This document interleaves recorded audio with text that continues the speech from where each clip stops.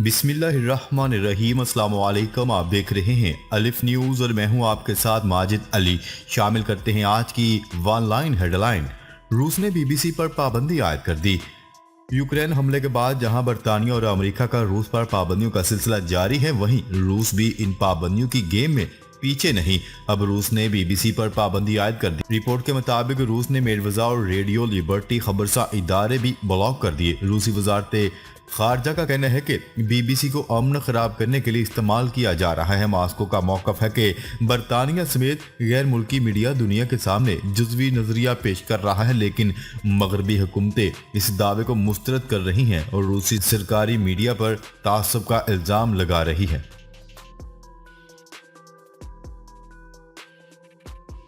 शहरी गोरीला जंग के लिए तैयार हो जाएं, यूक्रेनी हुकूमत ने खबरदार कर दिया। यूक्रेन अपने मुल्क का दिफा करने के लिए रूसी फौज के खिलाफ हर कुर्बानी देने के लिए तैयार है। जहां रूसी अफवाज की यूक्रेन में अहम हदाफ हासिल करने के लिए पेशकदमी जारी है, वहीं यूक्रेन हुकूमत ने शहरियों से गोरीला जंग का आगाज करने की अपील कर दी।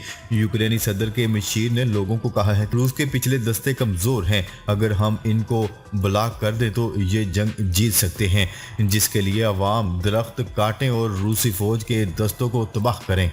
उन्होंने मजीद कहा है कि रूसी फौज का रास्ता रोकने के लिए अवाम रैलियां निकाले और जैसे भी मुमकिन हो रुकावटें खड़ी करें। याद रहे कि गुज़िश्ता रोज रूसी अफवाज ने यूक्रेन के शहर केर्सन पर कब्जा कर लिया था। सऊदी वली अहद शहजादा मोहम्मद बिन सलमान का रूसी सदर और यूक्रेनी सदर ज़ेलेंस्की के साथ टेलीफोनिक राब्ता हुआ, जिसमें सऊदी वली अहद शहजादा मोहम्मद बिन सलमान ने मॉस्को और कैफ में सालसी की पेशकश कर दी। सऊदी वली अहद का कहना था कि फ्रीकैन के दरमियान सालसी की कोशिश करने के लिए तैयार हूँ। यूक्रेनी सियाहों और रहायशियों के वीज़ों में मजीद 3 माह की तोसी करेंगे। सऊदी मीडिया की रिपोर्ट के मुताबिक रूसी सदर व्लादिमीर पुतिन ने सऊदी वली अहद को फोन किया था। क्रेमलिन का कहना था कि दोनों रहनुमाओं ने तवानाई से मुतल्लिक अमूर पर तबादला ख्याल किया। रूस के सदर व्लादिमीर पुतिन का कहना था कि यूक्रेन में जारी ऑपरेशन मंसूबे के मुताबिक चल रहा है। ऑपरेशन के तमाम हदाफ हासिल कर लिए गए हैं। उन्होंने यूक्रेन में लड़ने और हलाक होने वाले रूसी फौजियों और इनके अहले खाना के लिए मराहत का भी ऐलान किया। अमेरिका ने रूस की अमीर तरीन शख्सियात पर पाबंदी आयद कर दी। यूक्रेन पर हमले के बाद अमेरिका का रूस पर पाबंदियों का सिलसिला जारी। अब अमेरिका ने रूस की अमीर तरीन शख्सियात पर नई पाबंदी आयद कर दी। व्हाइट हाउस का कहना है कि अमेरिका दुनिया भर में नकल मकानी करने वाले रूसी अमीर तरीन अफराद को ढूंढेगा। अमेरिकी हुकूमत रूस के अमीर तरीन अफराद के असास से मुजमिद करेगी, जिसमें कश्तियां, अपार्टमेंट्स और गैर कानूनी दौलत को कानून के दायरे में लाया जाएगा। व्हाइट हाउस के मुताबिक पाबंदियों में रूसी सदर के तर्जुमान भी शामिल हैं। यूक्रेनी सदर ज़ेलेंस्की का कहना है कि रूस के साथ बातचीत करने को तैयार हैं। यूक्रेन के सदर ज़ेलेंस्की ने अपने एक इंटरव्यू में कहा है कि रूसी सदर व्लादिमीर पुतिन के साथ खुली बातचीत करने के लिए तैयार हूं और दुनिया को भी बात करना होगी, क्योंकि इस जंग को रोकने का कोई और रास्ता नहीं है। उनका कहना था कि रूस यूक्रेन के साथ मुसावी सलूक और नेक नियति के साथ मुज़ाकरात करें, क्योंकि इस बिना पर हम यूक्रेन और रूस जंग से निकल सकते हैं।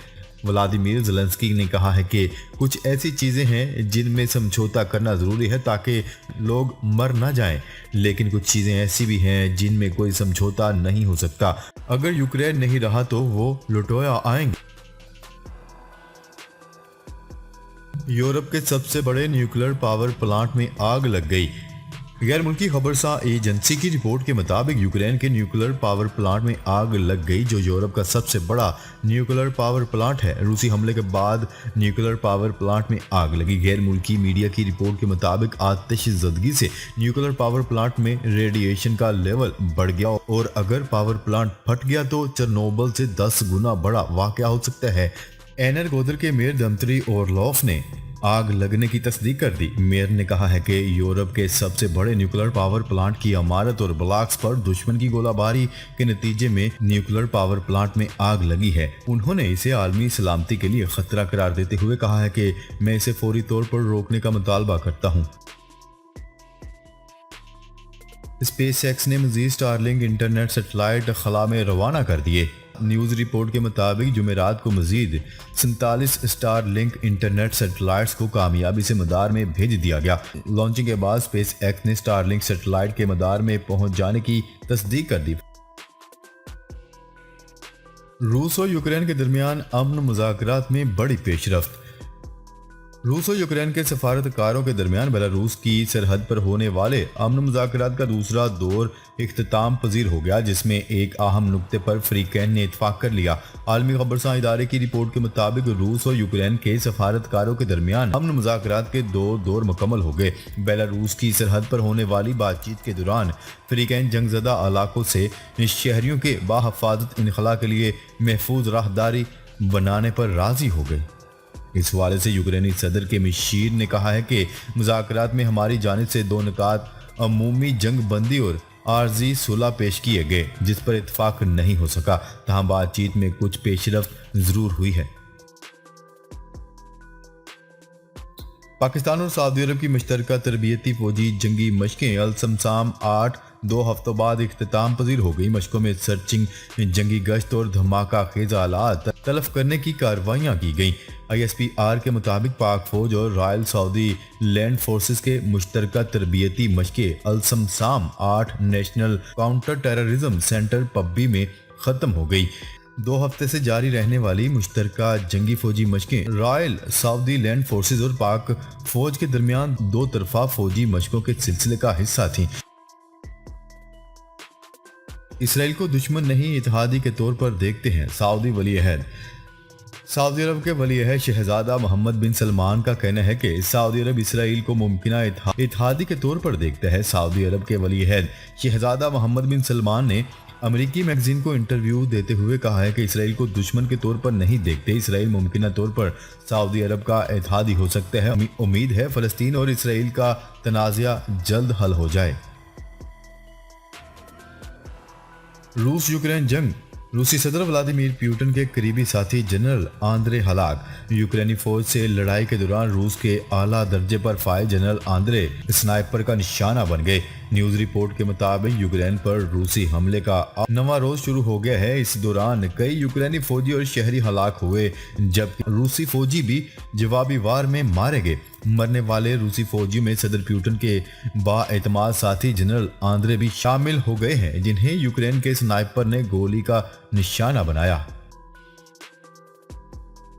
यूक्रेन के दर्जनों फौजियों ने हथियार डाल दिए। रूस के खिलाफ लड़ने वाले 73 यूक्रेनी फौजियों ने DPR के सामने रजाकाराना तौर पर हथियार डाल दिए। यूक्रेन पर रूसी हमले को आज 9 रोज हो चुके हैं। जंग जितनी जमीन पर लड़ी जा रही है उतनी मीडिया पर भी जारी है और दोनों जानिब से एक दूसरे को ज्यादा से ज्यादा नुकसान पहुंचाने की खबरें सोशल मीडिया और आलमी मीडिया की जीनत बन रही हैं। सऊदी अरब की जानिब से बड़ा रिलीफ। पाकिस्तान के जुम्मे बड़ा कर्ज रीशेड्यूल कर दिया गया। सऊदी अरब की जानिब से बड़ा रिलीफ। पाकिस्तान के जुम्मे बड़ा कर्जा रीशेड्यूल कर दिया गया। सऊदी हुकूमत G20 ममालिक के तहत रिलीफ देगी। 84 करोड़ 60 लाख डॉलर कर्जे की वसूली 6 माह के लिए मौखर कर दी गई। न्यूज रिपोर्ट के मुताबिक इस्लामाबाद में सऊदी अरब का पाकिस्तान को कर्जा मौखर करने के मुआहदे की तकरीब का इनकाद किया गया। कर्जा मौखर करने के मुआहदे की तकरीब में सऊदी सफीर भी मौजूद थे।